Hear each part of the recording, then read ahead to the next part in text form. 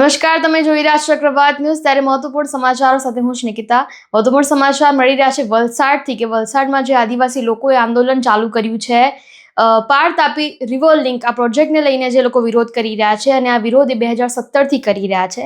જે આદિવાસી લોકો છે અને ત્યાંના આગેવાનો નેતાઓ સૌ કોઈ 2017થી જ્યારે પણ પ્રોજેક્ટનું જે રિપોર્ટ જાહેર કર્યું હતું 2017માં ત્યારથી લઈને 2022માં આ આંદોલન જે છે એ આનંદ પટેલની આગેવાનીમાં શરૂ કરવામાં આવ્યું હતું, પણ એ સમયે તેને સ્થગિત કરી દેવામાં આવ્યું હતું અને ફરી હવે 2025માં જે પરિપત્ર છે કેન્દ્ર સરકાર અને રાજ્ય સરકારે આ જાહેર કર્યું છે, કારણ કે ફરી એકવાર આંદોલનની ચીમકી ઉચ્ચારી છે આદિવાસી લોકોએ અને તેમણે એ પણ કહ્યું છે કે જો ફરીવાર આ પ્રોજેક્ટ વિશે વાત કરવામાં આવશે તો અમે અમારા ઘરમાં નથી બેસી રહેવાના। હવે આને લઈને ઘણા બધા જે નિવેદનો છે એ ભાજપના નેતાઓના પણ સામે આવ્યા છે અને તેઓનું કહેવું છે કે અનંત પટેલ ખોટા ટોપિક ઉપર જઈને જે ખોટો વિષય છે તેને લઈને આંદોલન કરી રહ્યા છે। ત્યારે આજે વલસાડના ધરમપુરમાં આ વિવાદને લઈને મહારેલી જે યોજાવાની છે અને વિરોધ લોકો કરવાના છે।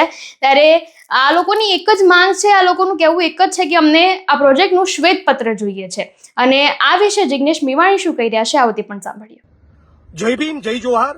ડાંગ, વાંસદા, ચીખલી, ધરમપુર, કપરાડા તમામ મિત્રોને વિનંતી કરું છું, અત્યારે પોલીસે ડિટેન કરવાનું ચાલુ કરી દીધું છે, છતાં પાર તાપી રિવર લિંકના પ્રોજેક્ટમાં સરકારને ઝુકાવવા માટે અનંતભાઈ પટેલના નેતૃત્વમાં કોંગ્રેસ પાર્ટીના અમિતભાઈ ચાવડા વગેરે સૌ આગેવાન મિત્રો ત્યાં પહોંચી રહ્યા છે। આપ તમામ લોકો ડિટેન્શનની અટકાયતની ચિંતા કર્યા વગર ખૂબ મોટી તાદાદમાં મોટી સંખ્યામાં પહોંચો। રાજ્યની સરકાર અને ભાજપના નેતાઓ સદંતર જુઠ્ઠું બોલી રહ્યા છે। ગઈકાલે જે પત્ર વાયરલ કર્યો એ પત્રમાં પાર તાપી રિવર લિંક પ્રોજેક્ટ નહીં થાય એવી વાત નથી, હાલ પૂરતો એ પ્રોજેક્ટને પ્રાથમિકતામાંથી દૂર કરીએ છીએ। પ્રોજેક્ટ નહીં થાય એવું કહ્યું નથી, મતલબ કે કાલે ઉઠીને પ્રોજેક્ટ કરે પણ ખરા અને 70-80 હજારથી લઈને 1 લાખ આદિવાસીઓને પોતાના મૂળમાંથી ઉખાડીને ફેંકી દે એવું બને ખરા। ભારતીય જનતા પાર્ટીનું ચરિત્ર આપણે વર્ષોથી જાણીએ છીએ। તમામ લોકોને ખાસ કરીને આખા આદિવાસી પટ્ટાના ભાઈઓને અપીલ કરું છું કે ખૂબ મોટી સંખ્યામાં અનંત પટેલ એને મજબૂત કરો, એના હાથ મજબૂત કરો।